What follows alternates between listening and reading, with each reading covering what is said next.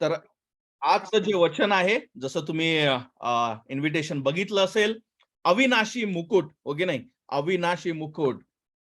तुम्ही कधी रेस बघितली का? रनिंग रनिंग, हो की नाही? मी ज्या घरी अमरावतीला राहतो, मी लहान असताना माझ्या बाजूलाच एक जोग स्टेडियम आहे. तिथे मी लहान असताना रनिंग रेस राहायची. प्रत्येक जण नाही धावायचा. काही लोक 10, 15, 20 लोक धावतात आणि हजारो लोक त्या ग्राउंडच्या स्टेप्सवर बसायचे आणि टाळ्या वाजवायचे. आणि जे रनिंग करायचे ते आपल्या पूर्ण ताकदीने रन करायचे, धावायचे, की त्यांना तो फर्स्ट प्राइज किंवा सेकंड प्राइज किंवा थर्ड प्राइज, गोल्ड, सिल्वर आणि जे ते द्यायचे. आणि तसं आपण ऑलिम्पिक मध्ये सुद्धा बघतो, दरवर्षी किंवा दर 5 वर्षांना 4 वर्षांना ऑलिम्पिक्स होतात, जिथे हे जे धावतात आणि धावून त्यांना विजय मिळवायचा असतो. आणि त्यासाठी ते मेहनत करतात आणि त्यासाठी खूप प्रयत्न करतात. जर तुम्हाला माहित असेल, तर दरवर्षी जेव्हाही ऑलिम्पिक होतं, त्या सगळ्यात उंच किंवा सगळ्यात जे पारितोषिक जे क्रमांक आहे, क्रमवारीवर चायना हा देश खूप उंचावर असतो. म्हणजे अमेरिका आणि चायना याच्यात सदैव त्या क्रमवारीत की कोणाला किती सुवर्ण पदक भेटले याच्या पुढे मागे पुढे चालतात. तर चायना हा देश त्यांचे जे मुलं असतात त्यांना लहानपणापासूनच इतके रेडी करतात की त्यांना जे शिकवण देतात आणि ते वर्ष मेहनत करतात या दिवसासाठी का आपल्याला तो गोल्ड मेडल किंवा तो पारितोषिक, हो की नाही, तो मुकुट, या गोष्टी आपल्याला भेटाव्या. आणि या गोष्टीसाठी काही काही लोक आपलं पूर्ण जीवन लावून देतात. इतकं महत्वाचं त्यांच्यासाठी असतं आणि चांगली गोष्ट आहे. पण जेव्हा हे भेटल्यानंतर काही दिवस न्यूज मध्ये राहतो, टीव्ही मध्ये राहतो, काहीतरी अधिक बक्षीस भेटतात आणि ते निघून जातं. काही काही अशा परिस्थिती आहेत का हे जे लोक इतके नावाजल्या गेले कारण यांनी इतकं मोठं, आपण आपल्या भारतात देशात न्यूज बघतो, आपल्या देशाचं यांनी नाव खूप वाढवलं, पण नंतर अशा परिस्थिती आल्यात, हो की नाही, की त्यांना आपला मेडल सुद्धा विकावा लागला. सांगण्याचं तात्पर्य, या सगळ्या गोष्टी मनुष्य करतो, आपलं जीवन त्याच्यात झोकतो, सगळ्या गोष्टी करतो आणि कदाचित पहिली गोष्ट, प्रत्येकाला यश लाभत नाही, हो की नाही? 10 गोल्ड मेडल नसतात, एकच असतं. 10 सिल्वर नसतात, एकच असतं. पहिला, दुसरा, तिसरा. त्याच्यानंतरचे काउंट सुद्धा होत नाही. प्रत्येक जण सारखी मेहनत करतो, पण प्रत्येकाला पहिली गोष्ट पारितोषिक भेटत नाही. दुसरी गोष्ट, ते पारितोषिक भेटलं म्हणजे तुला सगळंच भेटलं असं नाही. तो जो गौरव किंवा जी प्रशंसा आहे, काही वेळेपर्यंत राहतो, नंतर सगळे विसरून जातात. सगळे लोक विसरून जातो, दुसरा कोणी येतं. पण या अविनाशी, जी अशी गोष्ट जी टिकून राहत नाही, अशा गोष्टीत हे लोक इतकी मेहनत करतात. तुम्हाला हे माहित आहे का की ख्रिस्ती जीवन जेव्हा आपण जगतो आणि जर आपण याच्यात जिंकलो आणि आपण ही जी ख्रिस्ती जीवनाची जी धाव आहे ते शेवटपर्यंत विश्वासाने कंप्लीट केली, पूर्ण केली, तर तुमचा जो प्रभू येशू ख्रिस्त ज्याने तुम्हाला बचावलं, तो प्रत्येक धावणाऱ्याला, प्रत्येक शर्यत पूर्ण करणाऱ्याला, प्रत्येक विश्वासात राहणाऱ्याला एक अविनाशी मुकुट म्हणून देईल. फरक समजून घ्या. याच्यात मी तुम्हाला हे सांगत नाही आहे की तुम्ही धावा आणि शेवटी देव अविनाशी मुकुट म्हणजे तुम्हाला स्वर्गात जागा देईल किंवा तारण देईल, नाही. खूप लोक या गोष्टीसाठी विश्वासू आहेत आणि राहण्याचा प्रयत्न करतात की जसा तो धावपटू शेवटपर्यंत धावतो आणि जिंकतो, त्याला पारितोषिक भेटतं, तसा मी शेवटपर्यंत प्रयत्न करतो. त्याला माहित आहे की होत नाही, पण मी करतो कारण त्याची तशी समज असते आणि कदाचित मी शेवटपर्यंत येशू येशू केलं तर देव मला स्वर्गात घेईल. हे चुकीचं आहे. आपण जे बोलत आहोत, हा जो मुकुट आहे, ही जी रेस आहे, ही धाव आहे, या धावेत उतरण्यासाठी, या कॉम्पिटिशन मध्ये उतरण्यासाठीच पहिले तारण लागतं. तारण या धावण्याच्या शेवटीचं मुकुट नव्हे, तर तारण हे या धावण्याच्या शर्यतीत येणं आणि सुरुवात होण्यासाठी आहे. आणि त्यानंतर जेव्हा आपण ख्रिस्ती जीवन जगतो आणि ज्याप्रमाणे आपण जे ख्रिस्ती जीवन जगलं त्याला अनुसरून जो हा कंप्लीट करतो, जो हारला तो नाही, पण प्रत्येक जण जो कंप्लीट करतो, याच्यात कुठला पहिला दुसरा तिसरा नाही. तुमची कॉम्पिटिशन माझ्या संघ नाही, माझी तुमच्या संघ नाही. या जगातल्या शर्यतीत जे आपण बोललो त्याच्यात प्रत्येकासंग कॉम्पिटिशन आहे, एकच जिंकतो. पण ही ती आध्यात्मिक जी रेस आहे, याच्यात प्रत्येक जण स्वतःसाठी धावतो, कोणासोबत कॉम्पिटिशन नाही. आणि प्रत्येक व्यक्ती जो कंप्लीट करतो त्याच्यासाठी हा अविनाशी मुकुट हे आहे. आपण याच्यावर बोलू आणि प्रश्न तुमच्यासाठी राहील की तुम्हाला हे माहित आहे का की अशी काही आध्यात्मिक रेस सुद्धा आहे? जर नाही तर जाणून घ्या. हे माहित आहे का एक असं अविनाशी जो कधी न संपणारं मुकुट आहे जे शेवट अनंतासाठी तुम्हाला देण्यात येईल. जर मी तुम्हाला म्हणतो की तुला मी या पृथ्वीवर एक सोन्याचं गोल्ड मेडल देतो, हे तू घे, किंवा तुला अनंतासाठी टिकणारं अविनाशी गोल्ड मेडल देतो, हे तू घे, कुठलं घ्याल? कारण हे जे जगातलं आहे हे कितीही तुम्ही जपून ठेवलं, चोरापासून, लोकांपासून, पण एक दिवस तुम्ही निघून जाल, ते तिथंच राहून जाईल.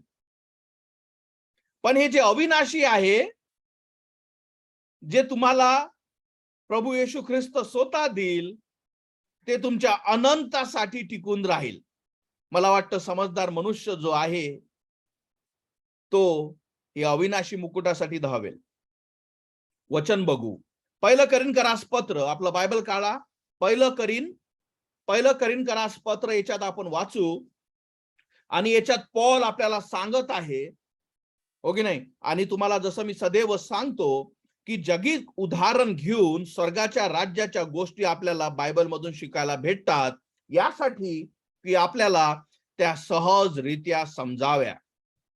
पहिलं करिन्थकरास पत्र 9:25 म्हणतं, 9वा अध्याय, पहिलं करीन 25वं वचन, प्रत्येक जण जो शर्यतीत धावतो तो सर्व बाबतीत कळक रीतीने प्रशिक्षण घेतो, आत्मसंयम करतो. तर ह्या कोणाविषयी बोलत आहे? ही जी शर्यत, जी आपल्या टीव्हीवर किंवा आपल्या अवतीभोवती जे लोक धावतात, ही जगिक शर्यत, याला धाव आपण असं म्हणतो, रनिंग रेस असं म्हणतो. तर पॉल म्हणतो प्रत्येक जण जो शर्यतीत धावतो तो सर्व बाबतीत कडक रीतीने प्रशिक्षण घेतो, आत्मसंयम करतो. तो म्हणतो की हा सहज असा धावत नाही, तो कडक रीतीने प्रशिक्षण करतो त्या गोष्टीसाठी की मला हे धाव भेटावं, मला हा मेडल भेटावा, मी जिंकावं. तो आत्मसंयम करतो, आपलं शरीर तो मेंटेन करतो. कधी असा बघितलं का एक जाळा मनुष्य रनिंग करत आहे आणि तो पहिला आला? कधी असं होत नाही. सांगण्याचं तात्पर्य, जे धावतात ते आपल्या शरीरावर, आपल्या खाण्यावर, हो की नाही, आपली दिनचर्या जी आहे त्या प्रत्येक गोष्टीवर आत्मसंयम करतात, प्रशिक्षण घेतात आणि त्या धावेसाठी रेडी होतात. प्रत्येक जण करतो, तरी त्यातला एकच जिंकतो. पुढे ते पॉल म्हणतो ते नाशवंत गौरवाचा मुकुट मिळवण्यासाठी असे करतात. म्हणजे बघा, इतकं प्रशिक्षण, इतकं आत्मसंयम, इतक्या सगळ्या गोष्टी जे करतात आणि शेवटी काय भेटतं? नाशवंत गौरवाचा मुकुट मिळवण्यासाठी असे करतात. पण पॉल म्हणतो, परंतु आम्ही अविनाशी मुकुट मिळवण्याचा प्रयत्न करतो. अविनाशी, जे कधी न संपणार, ज्याच्याविषयी आपण इथे बोलण्यासाठी आज जमलेलो आहोत, की असं अविनाशी मुकुट जे कधी संपणार नाही आणि स्वतः प्रभू येशू ख्रिस्त आपल्या मुलांना तो देईल. 26वं वचन सांगतं, यास्तव मी अनिष्टपणे नाही, तर ज्याला ध्येय आहे अशासारखा धावतो. अनिष्टपणे नाही. म्हणून मी तुम्हाला विचारलं, की आपल्याला ठाऊक आहे का अशी काही रेस आहे? असं नाही व्हावं, की अरे मला माहीतच नव्हतं की मला शर्यतीत धावायचं होतं. हो की नाही? कधी-कधी आपण शाळेत जातो, तुमच्या संग हे घडलं असेल का माहित नाही. आणि आपल्याला कळतं शाळेत गेल्यानंतर, अरे आज रेस होती, आज मला हे कपडे घालायचे होते आणि या कपड्यातच ते रेस करू देतात आणि आपण विसरून जातो. आणि आपली पंचायत होते त्या दिवशी, की आता मी काय करायचं? प्रश्न आहे, की आपल्याला माहित सुद्धा आहे का, की आपल्याला ही रेस धावायची आहे आणि आपल्या पुढे असं अविनाशी खरंच काही एक मुकुट ठेवलेला आहे, ज्याच्यासाठी मी प्रयत्न केले पाहिजे, की ते मला भेटावं आणि माझा ज्याच्या प्रभू येशू ख्रिस्त स्वतःच्या हाताने मला तो देईल. आपल्याला हे माहित सुद्धा आहे का? जर माहित आहे तर याचे प्रयत्न आपण करत आहोत का? कारण तो धावपटू जर काहीच मेहनत करत नसला, तो झोपत असला, तो जाड असला, तो कधीही शर्यत पूर्ण करू शकत नाही. तो कधीही पहिलाही येत नाही. आम्ही लहान असताना जेव्हा ही रेस बघायचो, काही सगळ्यात शेवटी राहायचे, त्यांच्यावर आम्ही हसायचो, की हा बघ रे बाबा, याने तो अजून सुरुवातही केली नाही. पण ती जगिक रेस झाली. पण ही आध्यात्मिक जी रेस आहे, जे त्यात अविनाशी मुकुट आपल्याला भेटणार आहे, याच्याविषयी आपल्याला कल्पना आहे का? याच्याविषयी आपण प्रयत्न करत आहोत का? याच्याविषयी तुम्हाला आशा सुद्धा आहे का? कारण हे जर गोष्ट आपल्याला माहित नाही, तर आपण ख्रिस्ती जीवनाचा कंप्लीट मुद्दा, मेन पॉइंटच मिस करून गेलो. तारण प्रभूला स्वीकारणं म्हणजे फक्त मी स्वीकारतो आणि स्वर्गात जाणं नाही. जर असं असतं, तर ज्या दिवशी तो मनुष्य तारला गेला, त्याच दिवशी देवाने त्याला उचललं असतं, चल ये आता तू स्वर्गात, मी आज इथे अवेलेबल नसतो. कारण अरे नितीन तर 29 सप्टेंबरला तारला गेला, तो गेला स्वर्गात. नाही, तो इथे ठेवतो तुम्हाला. त्याने ठेवलं मला इथं. कशासाठी? तर माझी ही धाव विश्वासाने मी कंप्लीट करावी. एक ख्रिस्ती जीवन जगावं, एक विश्वासू जीवन जगावं, शेवटपर्यंत टिकून राहावं. कशासाठी? की जेव्हा मी प्रभूला भेटेल, तो मला ते अविनाशी मुकुट तो मला स्वतःहून देईल. या गोष्टीसाठी प्रत्येक व्यक्ती जो तारला गेला, त्याला प्रभू येशू ख्रिस्त या पृथ्वीवर ठेवतो, की त्याने आपली ही धाव पूर्ण करावी. 26वं वचन आपण वाचत होतो, यास्तव मी अनिष्टपणे नाही, तर ज्याला ध्येय आहे अशासारखा धावतो. तसेच जो कोणी नुसताच वाऱ्यावर प्रहार करीत नाही, तसे मी युद्ध करतो. तो म्हणतो मी परिश्रम करतो. कारण ही धाव अशीच होत नाही का मी झोपेतून उठलो आणि माझी धाव चालू झाली, आज मी जिवंत आहे, माझी धाव चालू झाली. नाही, याच्यासाठी परिश्रम लागतात. कारण जसं मी तुम्हाला सांगितलं, ज्याने परिश्रम केले नाही तो शेवटी राहतो, उलट आपण त्याच्यावर हसतो सुद्धा. त्याच्या आधी मला एक प्रश्न सुद्धा आहे, की तुम्हाला माहित असेल, की प्रत्येक जण धावत नाही. प्रत्येक जण धावत नाही. मोजके 30-40 लोक त्या दिवशी धावतात हजारो बाकीचे त्या पायऱ्यावर बसून टाळ्या वाजवतात. पण हे तर जगी क्रेज झाली, याच्यात ठीक आहे. पण आध्यात्मिक जी रेस आहे, त्यात आपण धावत आहोत की आपण टाळ्या वाजवत आहोत? आपण कुठे, आपली पोझिशन कुठे आहे? आपण धावत आहोत, जे आपण विजयी झाल्यावर. लक्षात ठेवा, तुम्हाला पहिलं याचं नाही. मी कधी म्हटलं नाही का तुम्ही पहिले आले पाहिजे. मी तुम्हाला हे म्हटलं नाही की तुमची शर्यत माझ्या संग आहे. शर्यत पूर्ण करणं हा ध्येय आहे. शर्यत जिंकणं हा ध्येय नाही. शर्यतीत पहिला येणं हा ध्येय नाही, किंवा दुसरा तिसरा येणं ध्येय नाही. तर शर्यतीत पहिले असणं हा आपला उद्देश आहे, आणि दुसरं शर्यतीत पूर्ण करणं हा उद्देश आहे. प्रश्न आहे की आपण त्या पायऱ्यावर बसून टाळ्या वाजवत आहोत, तर आपण सगळं मुकत आहोत. आपल्याला काहीच भेटणार नाही. कारण हे पायऱ्यावर बसून टाळ्या वाजवणारे हे या जगातल्या अविनाशी गोष्टीकडे धावतात. पण जो खरा धावपटू आहे, जो या रेसमध्ये उतरला आहे, तो अविनाशी मुकुटासाठी धावतो. पहिलं करीन 9:27 आपण वाचू. त्याऐवजी मी आपल्या शरीराला कठोरपणे वागवितो आणि त्याला ताब्यात आणतो, म्हणजे दुसऱ्यांना उपदेश केल्यानंतर देवाकडून मी नाकारला जाऊ नये. खूप महत्वाचं आहे. शरीराला कठोरपणे वागवितो म्हणजे काय असतं? जसं मी तुम्हाला सांगितलं, आपण जन्मतो पापात. आपलं शरीर हे आदामापासून आलेलं आहे.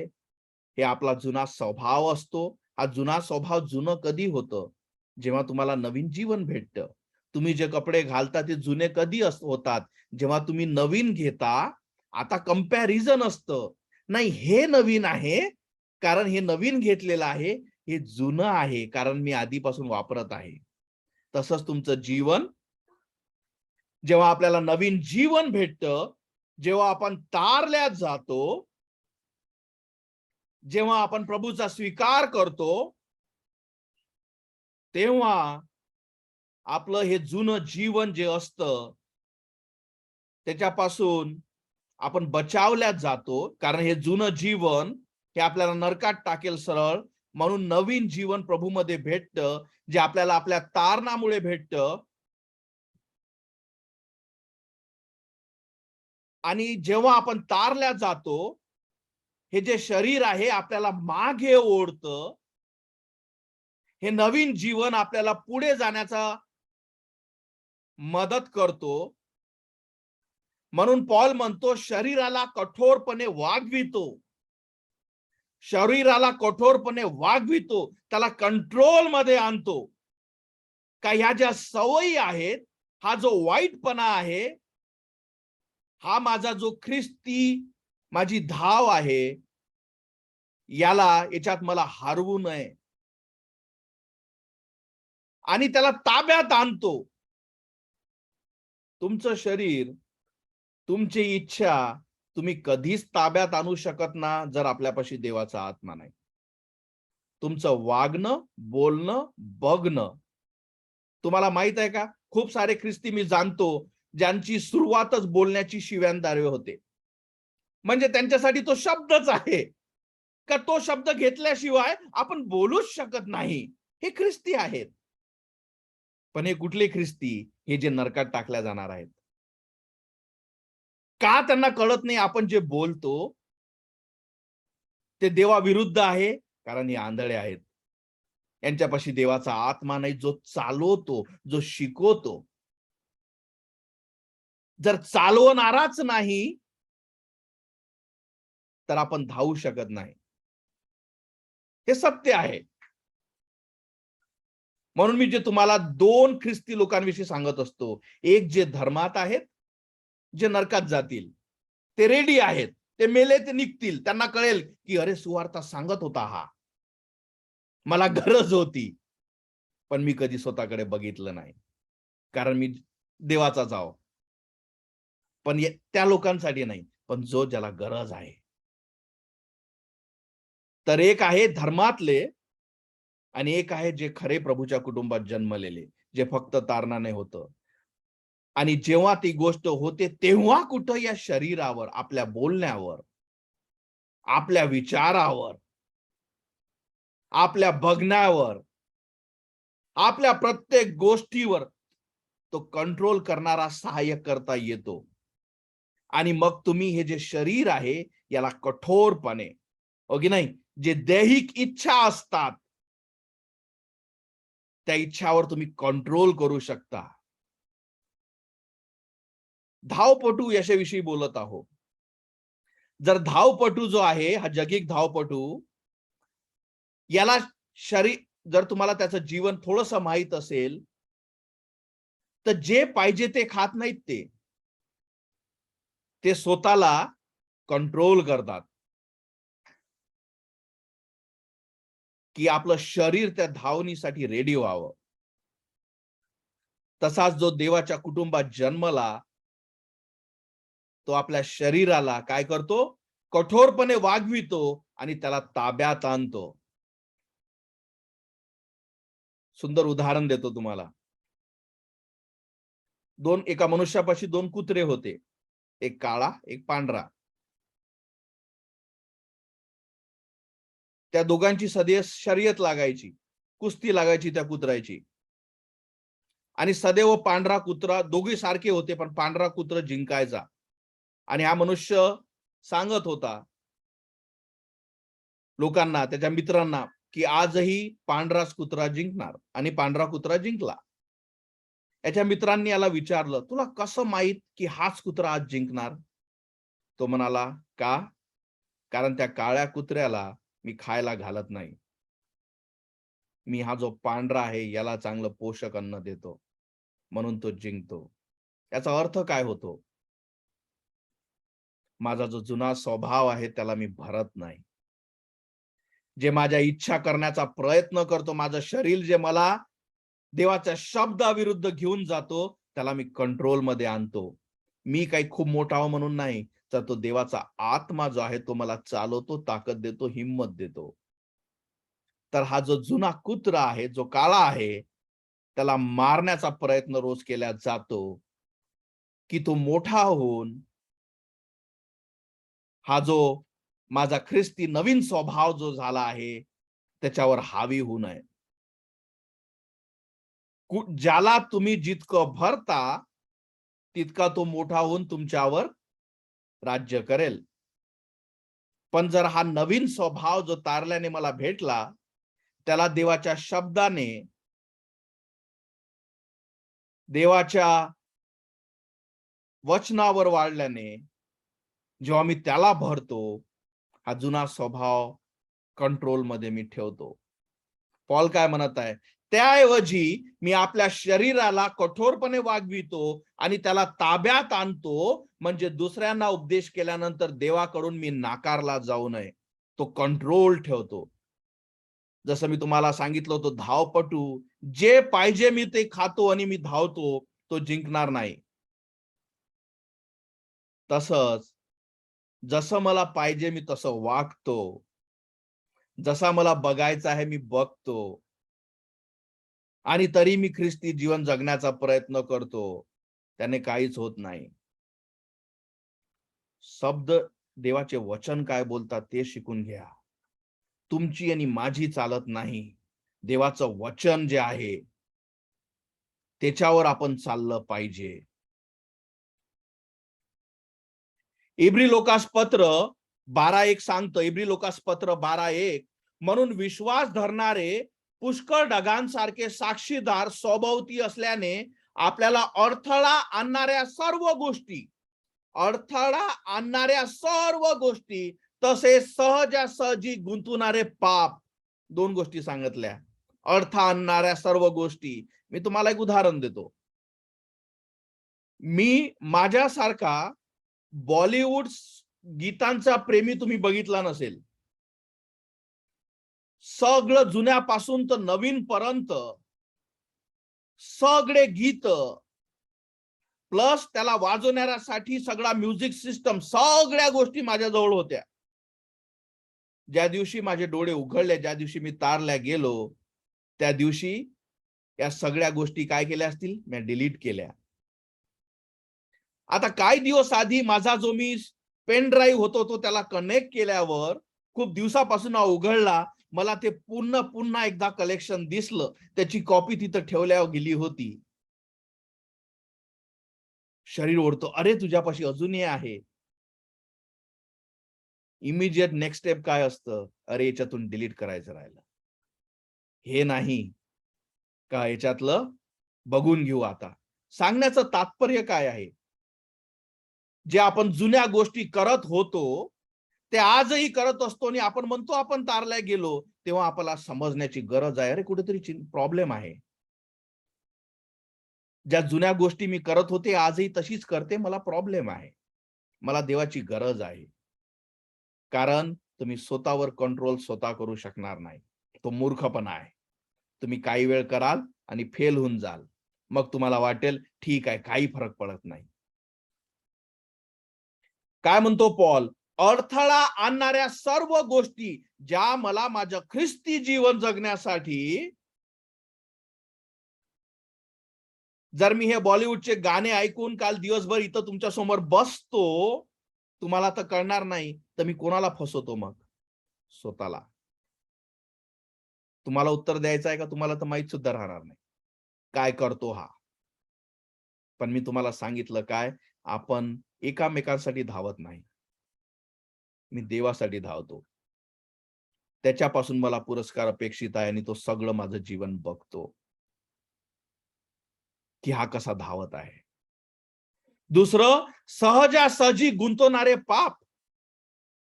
कारण जेव्हा या धावेत तुम्ही उतरता, जे तारल्यामुळे आपण जेव्हा उतरतो आणि जेव्हा सदैव ह्या पापाच्या गोष्टी, चोरी करणे, खोटं बोलणे, वाईटात फसणे, अशा अनेक गोष्टी ज्या मनुष्याला त्या धावीपासून दूर घेऊन जातो, पॉल काय म्हणतो, सहजासहजी गुंतवणारे पाप हळूच गुंतल्या जातो. आपण दूर फेकूया व जी शर्यत आपल्या समोर आहे ती शर्यत आपण चिकाटीने पूर्ण करू. खूपदा संदेश दिला जातो, यासाठी नाही दिला जात की तुमच्यावर मी बोट दाखावं, अरे तू वाईट आहेस किंवा तू असं करतो. संदेश देवाच्या शब्दावरून असतं आणि तो यासाठी दिला जातो का तो देवाचा शब्द तुमच्या हृदयात उतरावा, आपल्याला कळावं, अरे याची मला गरज आहे, ही गोष्ट मी दूर केली पाहिजे. या गोष्टीसाठी नाही की अरे हा मला बोलला. आपण तेच करतो. अरे जर तो शब्द तुला रुतला असेल किंवा तुला ते वाईट वाटलं, ते तुझ्यासाठी आहे. मला कसं माहित तुमच्या जीवनात काय चालू आहे, हा देवाचा शब्द आपण तच्या तशा इथे सांगतो. आपलं कार्य काय आहे, कोणीही खरा नाही, तुम्ही नाही, मी नाही, पण आपण रोज त्याच्यात वाढलं पाहिजे. आपल्या जुन्या गोष्टी बाहेर केल्या पाहिजे. देवाचा शब्द याच्यासाठी सांगला जातो की जो धारधारी तलवार आहे, की मनुष्याचे विचार भेदल्या जावे. आपला विचार भेटल्याबरोबर आपण त्या मनुष्याला नकारतो, चल हट. पण तुम्हाला समजत नाही, तुम्ही त्या मनुष्याला नाही नकारलं, त्या देवाच्या शब्दाला नकारलं जो तुम्हाला नकारेल. ही समजूत काय येत नाही, कारण आपल्यापाशी देवाची आत्मा नाही, आपल्यापाशी आध्यात्मिक ज्ञान नाही. मी माझ्या मोठेपणासाठी मी तुम्हाला सांगत नाही, पण जेव्हा माझ्या चर्चमध्ये जेव्हा आम्हाला संदेश सांगितला जातो, एखादा संदेश माझ्या मनात उतारतो, मला कळतं की अरे याची मला गरज आहे किंवा याच्यावर टिकण्याची मला गरज आहे. त्या संदेशात नंतर आम्ही त्या प्लॅटफॉर्मवर तिथून जाऊन घुटण्यावर देवाला मागतो, झुकतो तिथे. हा सूट घातलेला माणूस काहीच मोठा नाही, हा तिथे घुटण्यावर येतो, देवाला मागतो की देवा मला तू सहाय्य पुरव. या गोष्टी तुम्हाला या गोष्टी सांगत नाही मी का बघा मी तुमचा पास्टर किती महान आहे. नाही, तो घाण आहे. पण तो रोज जिंकण्याचा, प्रभूच्या शब्दावर चालण्याचा प्रयत्न करतो. संदेश त्या गोष्टीसाठी असतो की आपल्यातलं वाईट निघावं. आज तर लोकांना वाईट माहीतच पडत नाही का मी वाईट आहो का. अरे मी तर काहीच वाईट नाही करत. का नाही करत, का नाही समजत माहित आहे तुला? कारण सैतानाने तू एकाच दिशेने चाललं. तू प्रभूचा स्वीकार कर, तुला कळेल की सगळंच वाईट होत आहे. तुला कळेल का तुझा जो दुश्मन आहे तो जगात नाही, तुझ्या स्वतःतच आहे. आपण स्वतःच पहिलं कसं तुम्ही स्वतः संग लढाल? जेव्हा तुम्हाला कळलं की अरे हे तर माझं शरीर मला मागं ओढतं. हे कधी कळेल? जेव्हा प्रभूचा आत्मा येईल, जेव्हा देवाला तुम्ही स्वीकाराल, त्याला क्षमा मागाल. म्हणून हा जो सैतानासोबत जे आपण जन्मतात चालतो, आता त्याच्या विरुद्ध चालू. हा तुमचा मित्र, हा तुमचा दुश्मन होईल आणि आपल्याला कळेल की अरे सगळंच मुश्किल आहे आता. तेव्हा ती रेस चालू होतं. तेव्हा तर आपण त्या रेसमध्ये उतरतो. तेव्हा तर कुठे खरी कॉम्पिटिशन चालू होते. आणि तेव्हा कुठं समजतं की आपल्याला रोज बदलण्याची गरज आहे. आपल्याला रोज ही घाण काढण्याची गरज आहे. आपल्याला रोज हा जुना स्वभाव बदलण्याची गरज आहे. आपल्याला रोज या स्वभावाला मारण्याची गरज आहे. आपल्याला रोज या जुन्या सवयी बोलणे काढण्याची गरज आहे. हे कधी समजतं? जेव्हा आपण त्या रेसमध्ये इव्हन आलो. तुम्ही खूप साऱ्या स्त्रिया इथे जॉईन झालं, तुम्हाला सोनं खूप आवडतं. प्रत्येकाला सोनं आवडतं. तुम्हाला माहित आहे का सोनं जे जमिनीत भेटतं ते प्युअर असतं का? नाही. त्याच्यात खूप साऱ्या धातू असतात, खूप साऱ्या अशा गोष्टी असतात, जे त्याची किंमत कमी करतं. मग काय करता? प्लस त्याला शेप नसतो. तुम्हाला मी अर्धा किलोचा असा गोळा आणून देईल सोन्याचा, तुम्ही गळ्यात घालाल का? दगडासारखा नाही. तुम्हाला सुंदर शेप असलेलं ते लागेल, ते तुम्ही आपल्या शरीरावर टाकाल. म्हणे होतं कसं? जेव्हा ते जमिनीत सापडतं, ते अशुद्ध असतं. त्याला 1064 डिग्री सेल्सिअसवर ते वितळल्या जातं. त्याच्यातल्या ज्याही वाईट गोष्टी किंवा जे त्याला प्युअर करण्यासाठी थांबवतात ते काढल्या जातात. ते एका साच्यात टाकल्या जातं. त्याच्यावर वारंवार हातोडा मारला जातो. त्याच्यावर कोरीव काम केल्या जातं. त्याच्यावर पॉलिश केल्या जातं. ते सगळी प्रोसेस झाल्यावर कुठं ते 24K गोल्ड तुम्हाला दिसतं. तसंच तुमचं ख्रिस्ती जीवन आपण ख्रिस्ती झाल्यावर असतं. हा देवाचा शब्द आपल्यावर वार करतो. आपल्याला बदलण्याचा प्रयत्न करतो. कधी? जेव्हा आपण स्वतःला त्याला सोपवितो. आणि त्याच्यातून काहीतरी चांगलं घडतं, जे तुम्हाला आवडतं. आणि या आध्यात्मिक गोष्टी जे देवाला आवडतो, तो घडवतो. म्हणून ही रेस चालूच होत नाही, जोपर्यंत आपण प्रभूच्या कुटुंबात जन्मलोच नाही. जोपर्यंत आपण त्याला स्वीकारलंच नाही, तोपर्यंत आपल्यावर कार्यही होत नाही. आपण या धावात उतरत सुद्धा नाही. इब्री लोकास पत्र 12:2 म्हणतं, जो आमचे विश्वास नेतृत्व करतो, म्हणजे येशूविषयी तो बोलतो, आणि पूर्णत्वास नेतो, त्या येशूवर आपले लक्ष केंद्रित करूया. जो आनंद त्याच्या समोर होता त्यासाठी येशूने वधस्तंभ सहन केला. वधस्तंभावरील निंदास्पद मरणाला त्याने तुच्छ मानले आणि आता त्याने देवाच्या सिंहासनाजवळील उजवीकडे जागा घेतली आहे. प्रभू येशू ख्रिस्त त्याच्याविषयी हे सांगत आहे, त्याच्याकडे तुमचं लक्ष असू द्या, ज्याने तुमच्यासाठी वधस्तंभ सहन केला, की ज्याने तुमचे आणि माझे पाप आपल्यावर घेतलेत. म्हणून वधस्तंभाची शिकवण, जसं मागच्या आठवड्यात आपण बोललो, जो तारल्या जातो त्याच्यासाठी ते काय आहे? महान कार्य आहे. बाकी जणांसाठी हे मूर्खपणा आहे. म्हणून रोज आपला वधस्तंभ घेऊन चालणं आवश्यक असतो.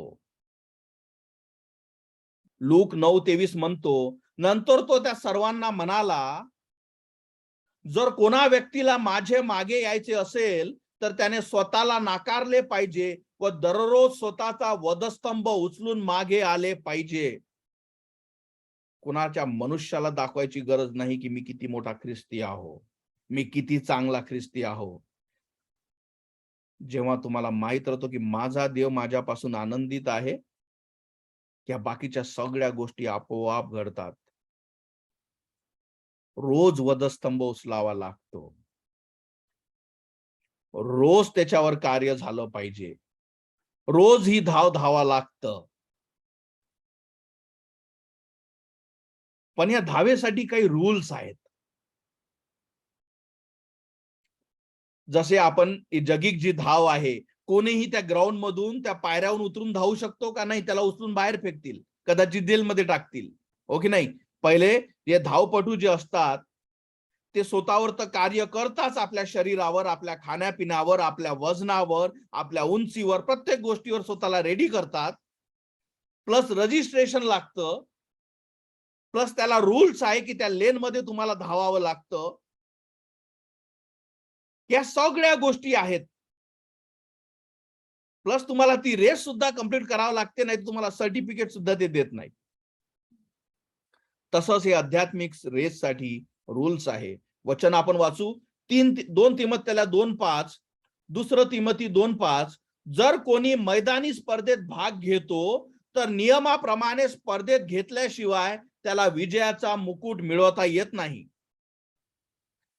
नियम पाळल्याशिवाय मुकुट भेटत नाही. तर ही आध्यात्मिक रेस, याच्यातलं नियम काय आहेत? पहिली गोष्ट, आपण जर प्रभूचा स्वीकार केला नाही, त्याला आपला तारणारा म्हणून त्याच्या जवळ कधी गेलो नाही, त्याला मागितलं नाही, आपल्या पापासाठी आपण त्याला भीक मागितली नाही की प्रभू मला वाचव, मी पापी आहे, माझ्या परमेश्वरा, माझे पाप होते ज्याच्यामुळे तू क्रुसावर मेलास, आणि त्याला आपण स्वीकारतो, आपल्या पापाची आपल्याला जाणीव होते आणि आपण तारल्या जातो. हा तुमचा रजिस्ट्रेशन फॉर्म आहे, त्याच्यात कुठे तुम्हाला एंट्री आहे. तर सगळ्यात पहिलं जो नियम आहे आध्यात्मिक धावेचा, तो पहिला म्हणजे तारण. दुसरं, जेव्हा आपण तारल्या जातो, आपला संबंध देवासोबतचा. तुम्हाला मी त्या काळ्या आणि पांढऱ्या कुत्र्याचं उदाहरण दिलं. त्या पांढऱ्या कुत्र्याला तो रोज भरायचा. तसाच हा नवीन स्वभाव जो येतो, तो देवाच्या वचनावर चालवणं, त्याचे वचन ऐकणं, ते समजणं, ते वाचणं, त्याच्यावर वेळ घालवणं. ते शब्द तुम्हाला तुमच्या आध्यात्मिक जीवनासाठी आता ते पौष्टिक आहार होतात.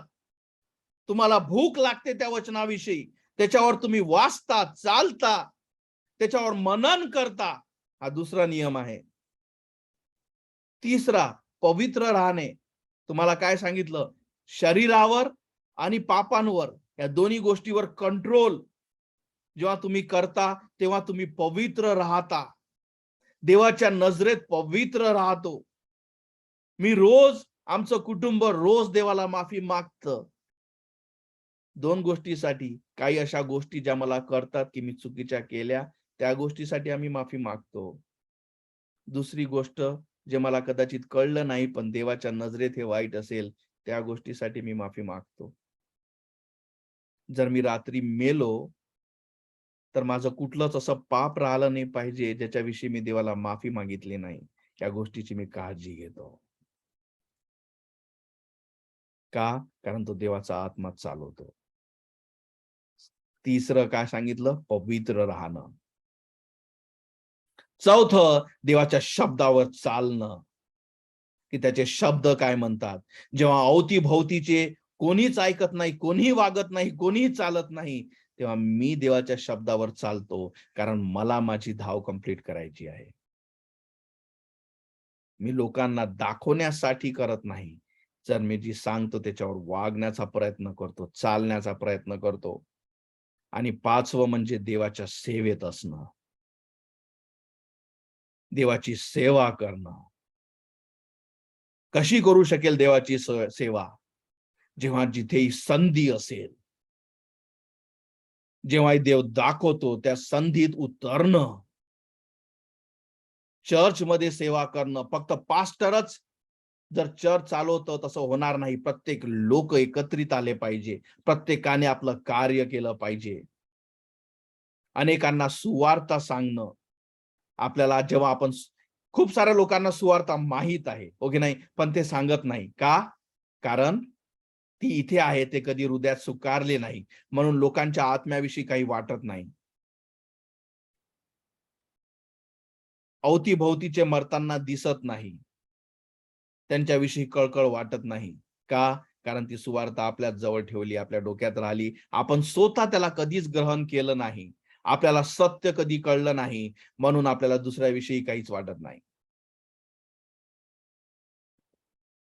तर 5 नियम मी तुम्हाला सांगितले. तारणाने तुम्ही त्या शर्यतीत उतरता. देवाविषयीचे तुमचे संबंध, पवित्र राहणं, देवाच्या शब्दावर चालणं, देवाच्या सेवेत राहणं. हे मिनिमम अशा गोष्टी आहेत, जे ही अविनाशी मुकुट मिळवण्यासाठी प्रत्येक जो तारल्या गेला त्याने हे केलं पाहिजे.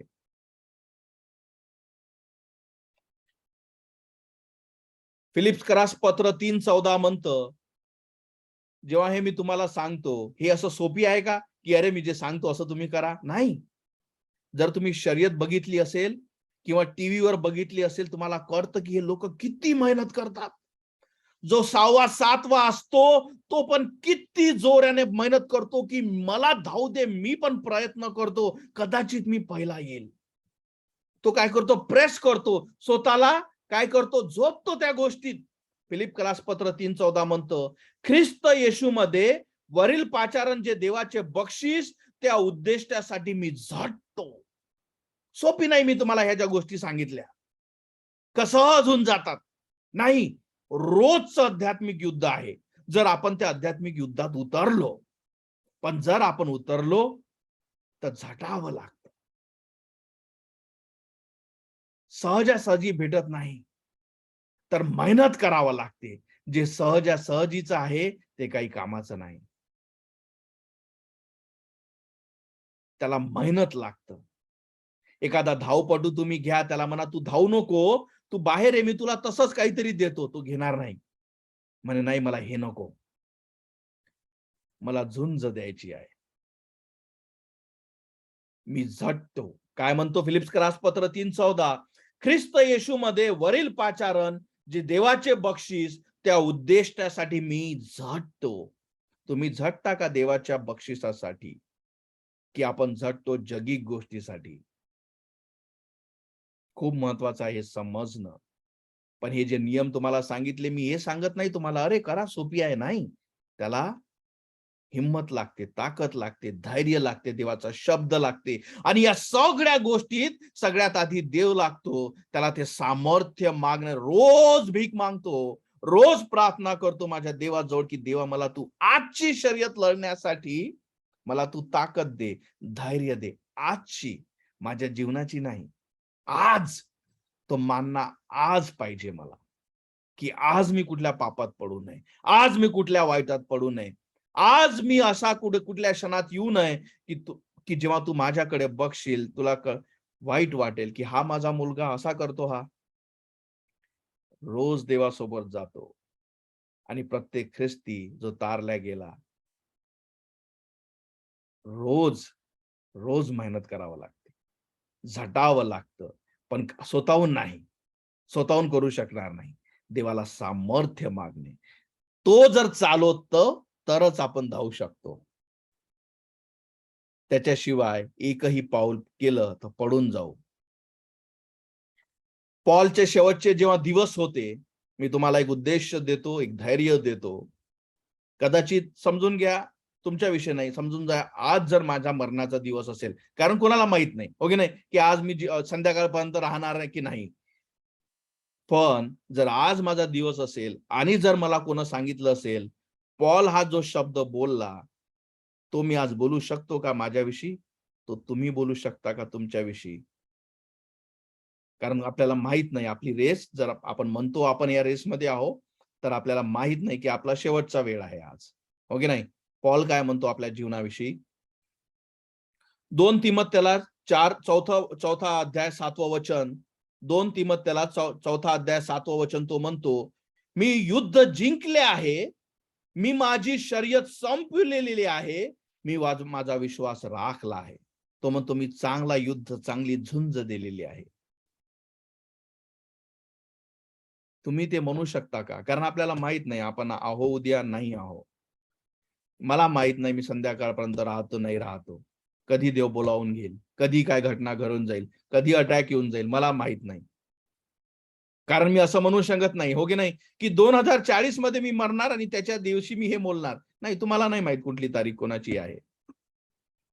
पण जर आज माझी ही वेळ आहे, तर मी माझ्या जीवनाविषयी हे बोलू शकतो का, की मी युद्ध जिंकले आहे? कारण जर माझं युद्ध आजच खतम होऊन जाईल, जर मी मरतो. मी माझी शर्यत संपविलेली आहे. कारण ही शर्यत तोपर्यंत चालतं जोपर्यंत आपण जिवंत आहोत. मी माझा विश्वास राखला आहे.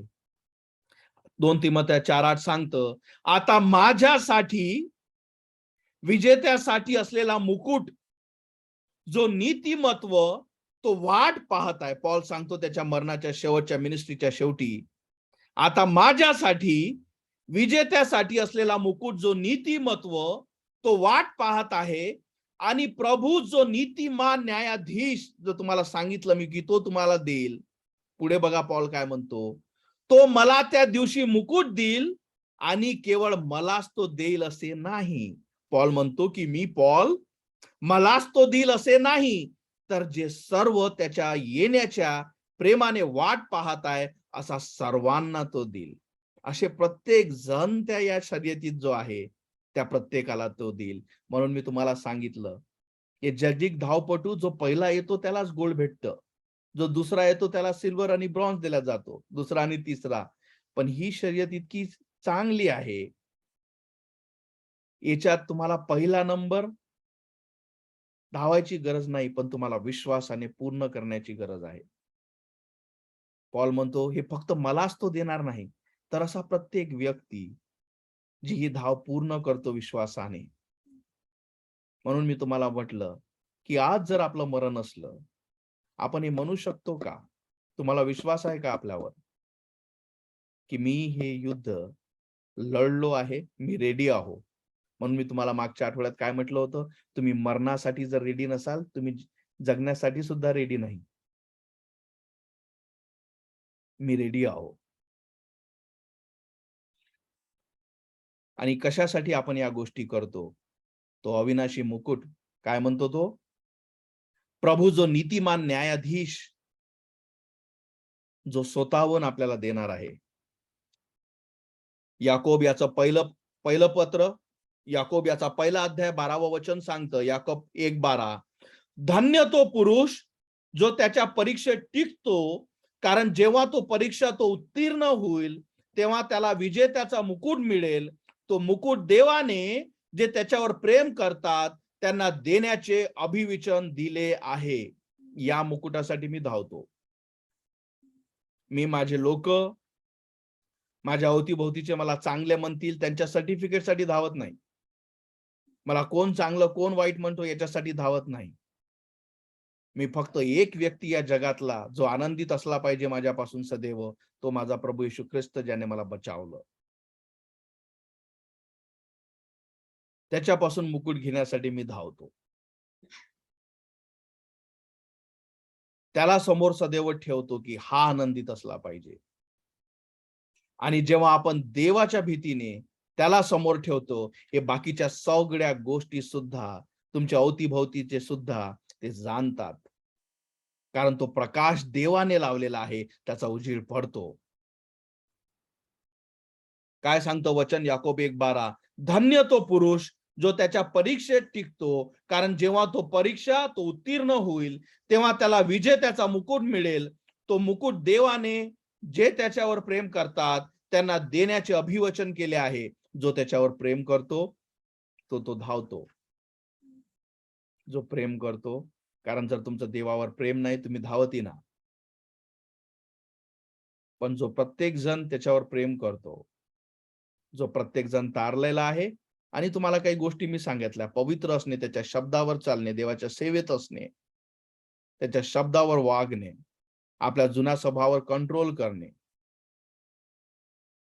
आणि सगळ्यात महत्वाचं, देवावर जर आपलं प्रेम नाही, कारण काय म्हणतो, ते मुकुट देवाने जे त्याच्यावर प्रेम करतात त्यांना देण्याचे अभिवचन दिले आहे. शेवटचं वचन आपण थांबू. 1 पेत्र 5:4 सांगतं, आणि जेव्हा तुमचा मुख्य मेंढपाळ, तेव्हा तुम्हाला कधीही नाश न पावणारा गौरवी मुकुट देईल. पुन्हा एकदा बायबल या गोष्टीसाठी सत्य तुम्हाला सांगतं. म्हणून तुम्ही कुठल्या गोष्टीसाठी धावत आहात?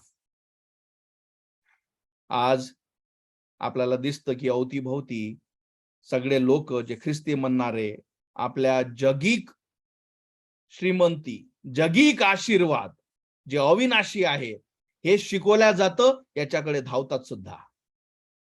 आणि हे जेव्हा मिळतात सुद्धा आणि ते आनंदित होतात की आपण आशीर्वादित आहोत, आपल्याला हे सगळं भेटलंय म्हणजे देव अशीनच ना. ते फसून जातात